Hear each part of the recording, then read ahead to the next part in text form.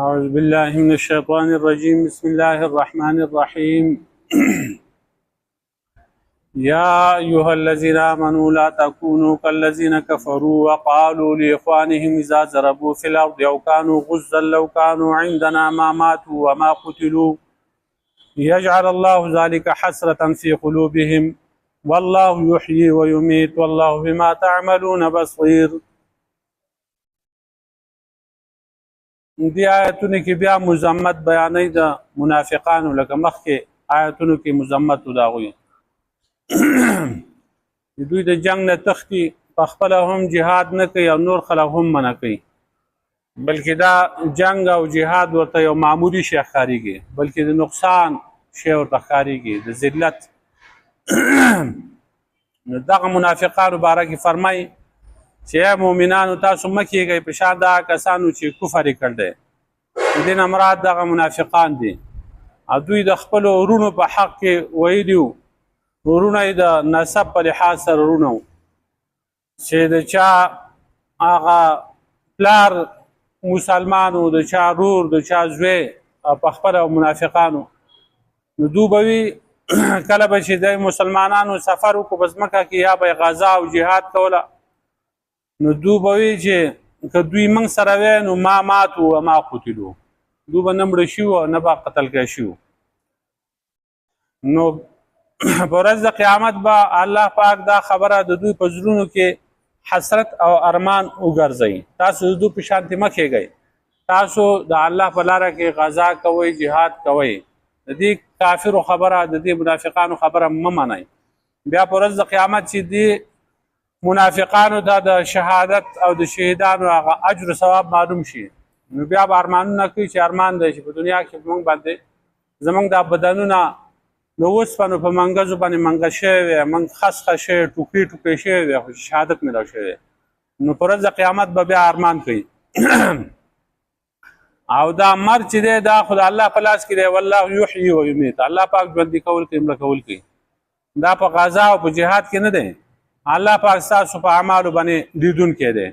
بیا فرمایي ولئن قتلتم فی سبیل الله او متم، ای خلقو که تاسو ووژلی شئ د الله په لاره کې، شهیدان شوئ، یا تاسو مړه شئ په خپل طبیعي مرګ باندې، نو خامخ مغفرت د الله طرف نه، رحمت دا غوره دی د هغه سره چې دا خلق جمع کوي. نو خلق څه جمع کوي؟ د دنیا ساز و سامان، مال، دولت، شهرت او عزت جمع کوي. د دنیا د شهرت او د عزت او ساز و سامان، د مال دولت نه د الله پاک مغفرت او د الله رحمت ډیر غوره دی، چې هغه میلاویږي په د الله په لاره کې په موت سره او په قتل سره، یا په خپل طبیعي مرګ سره سړی مړ شي، او یا چې د الله په لاره کې قتل کړی شي، شهید شي. نو که تاسو مړه شئ یا قتل کړی شئ، الی الله تحشرون، او خاص الله پاک ته واپس کیږئ. کوم کسان چې هغه په خپل کټ بي سره باندې مري، دا هم الله ته واپس کیږي، قیامت به دوم قایمیږي. کوم کسان چې په توره باندې او په ټوپک باندې، تماچه باندې وویشتی شو، نو هغوی چې کوم دی هغوی به هم حشر الله پاک ته کیږي، په ورځ د قیامت به الله ته واپس کیږي. فبما رحمت من الله لنت لهما، پس په سبب د رحمت د الله د طرف نه ته نرم شوی دوی ته. اے پیغمبر صلی الله علیه وسلم کې چېرته ته بد زبانه وې، سخت زړی وې، لانفضوا من حولک، نو خامخا دا خلق به خواره شي ستا د خوا نه. فاعف عنهم، نو ته معافي وکړه دوی ته، او د دوی دپاره بخښنه وغواړه، مشوره وکړه د دوی دپاره، د دوی سره مشوره کوه په امر کې، چې هر کار شي دیني کار چې هغه منصوص حکم پکې نه وي، قرآن او حدیث پکې نه وي، نو په هغې کې مشوره کوه. کله چې ته پخه اراده وکړې نو توکل کوه ای پیغمبره صلی الله علیه وسلم په الله باندې، ان الله یحب المتوکلین، یقینا الله پاک خوښوي هغه توکل کوونکي، په الله باندې بروسه کوونکي. نو د الله په رحمت باندې، د الله په رحم سره ته دې خلقو ته الله پاک نرم کړی پیغمبر صلی الله علیه وسلم. نو پیغمبر پاک صلی الله علیه وسلم نرم و، بد زبانه، بد ژبې، سخت زړی نه و. حدیث کې هم دغه شانتې راځي چې زموږ ډله د انبیاو هغه سخت زړي او بد زبانه، بد اخلاقه نه دي، او په بازارونو کې شور شغب دا نه کوي. نو د هر سړي د خبرې جواب به په نرمې طریقې سره ورکاو، سختي د چا سر نه کوله. د حنین د مکې فتح چې وشوه د هغې نه وروسته د حنین غزا وشوه، نو په هغې کې ډېر زیات مال د غنیمت حاصل شو مسلمانانو ته. 40,000 ګډې بيزي هغه مسلمانانو په مال غنیمت کې راونیوې او 40 زره اوښان او په منونو باندې سره زر او سپین زره او نور هر قسمه سامان په هغې موجود و. نبی علیه السلام خلقو له مال ورکاو د دې مال غنیمت نه. 5مه حصه د پیغمبر پاک صلی الله علیه وسلم به وه، د هغه پورې خاص وه چې چا له به ورکول او 4 حصې به په مجاهدینو کې تقسیمولې. نو د دغه مال نه خلقو له ورکول، نو چا له 100 اوښانه، چا له 500 او هغه کسان چې هغه نوي مسلمان شوي یا نو مسلمان شوي خو دا امید و چې دا کسان به مسلمانان شي، نو هغو هم نبي علیه السلام حصه وکړه، څه یې ورله ورکړه. نو ذوالخویسره یو سړی و، هغه دا یو لاس چې و هغه په دې ځای کې د دې نه په ښکته چې کوم دی دا لاس کټ و، هسې یو ټوکړه غوندې وه د غوښې، هغه ورته زنګېده. نو هغه منافق سړی و. نبي علیه السلام ته وی ما عدلت یا محمد صلی الله علیه وسلم، تا خو انصاف نه کوې محمد صلی الله علیه وسلم.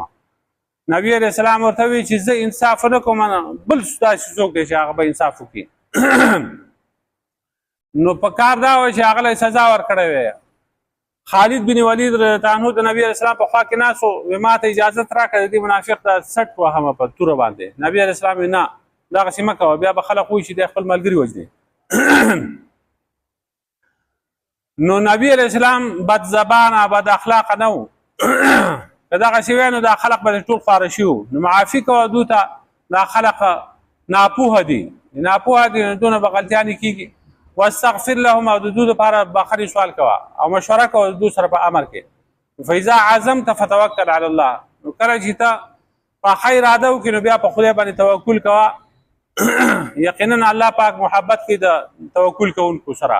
نو مشوره به هر هغه ځای کې ده چې هغې کې هغه فرض واجب کار نه وي، قرآن او حدیث پکې نه وي.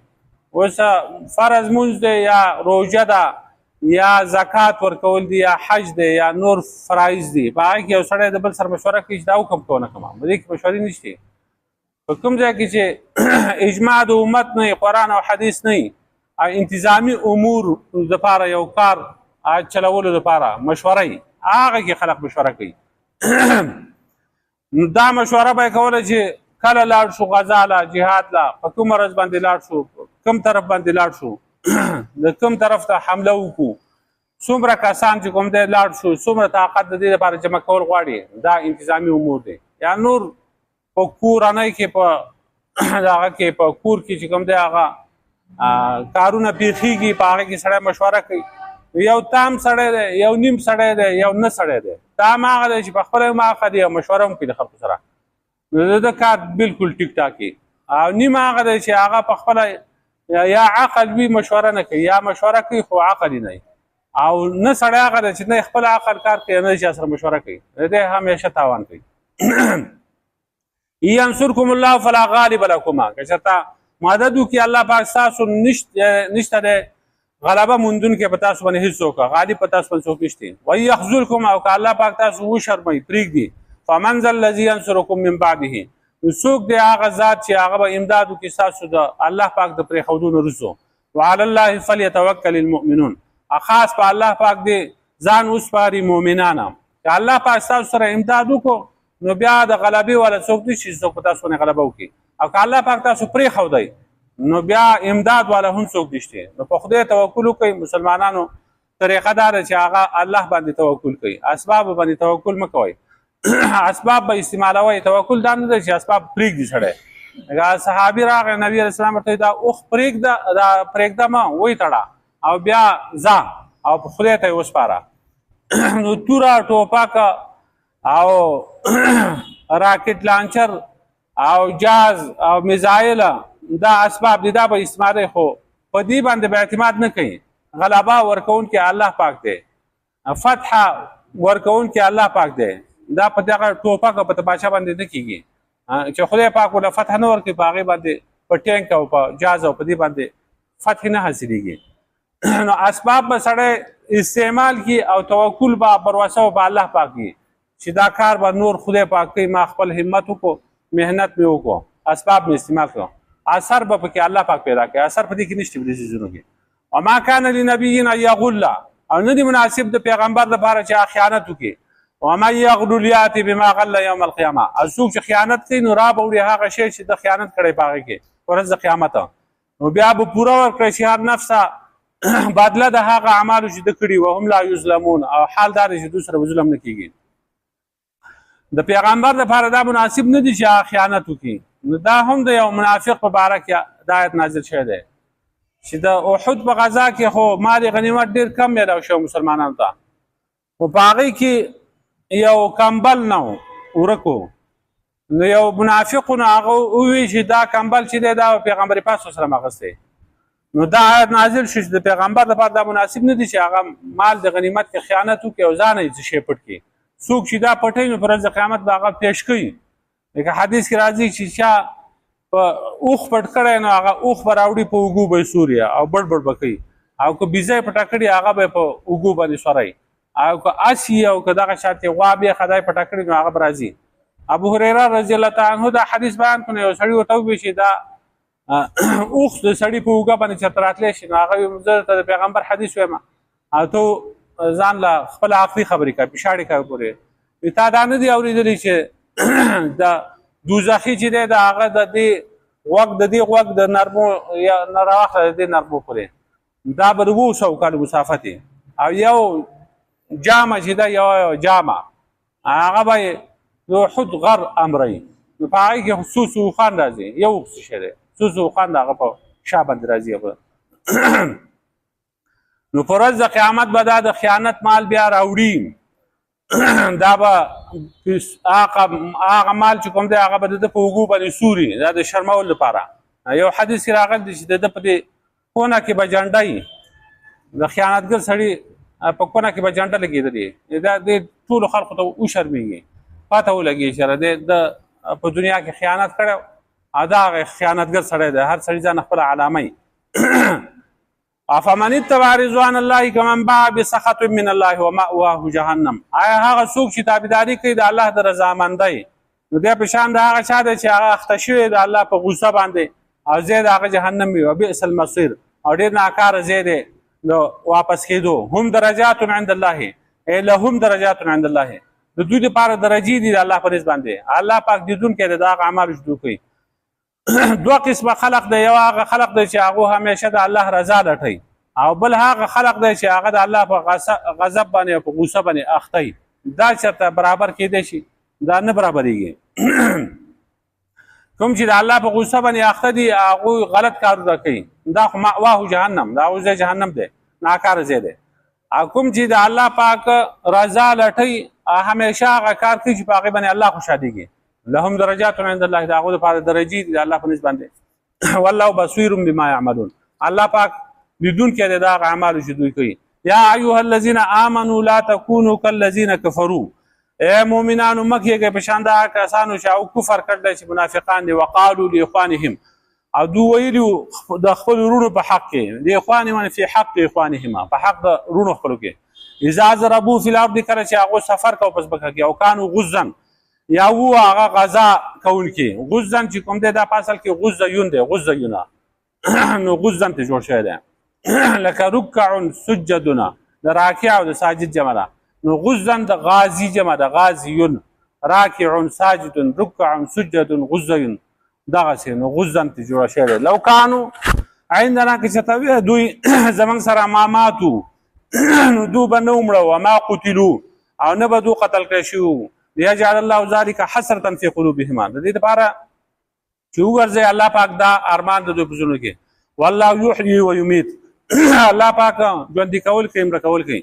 والله بما تعملون بصیر، الله پاک په هغه اعمالو باندې چې تاسو کوئ لیدونکی دی. ولئن قتلتم فی سبیل الله، یو که چېرته تاسو قتل کړی شئ د الله په لاره کې، او متم یا مړه شئ تاسو، لمغفرة من الله، نو خامخا بخښنه د الله طرف نه، ورحمة، رحمت خیر مما یجمعون، غوره دی د هغه څه چې دوی جمع کوي. ولئن متم، او که چېرته مړه شئ تاسو، او قتلتم یا ووژلی شئ تاسو، الی الله تحشرون، نو خامخا الله پاک ته ستاسو واپسي، تاسو واپس کړی شئ. فبما رحمة من الله، پس په سبب د رحمت د الله د طرف نه، لینت لهم ته نرم شوی د دوی دپاره پیغمبر صلی الله علیه وسلم ولو كنت فظا غلیظ القلب او که چېرته وې ته بدزبانه او سخت زړی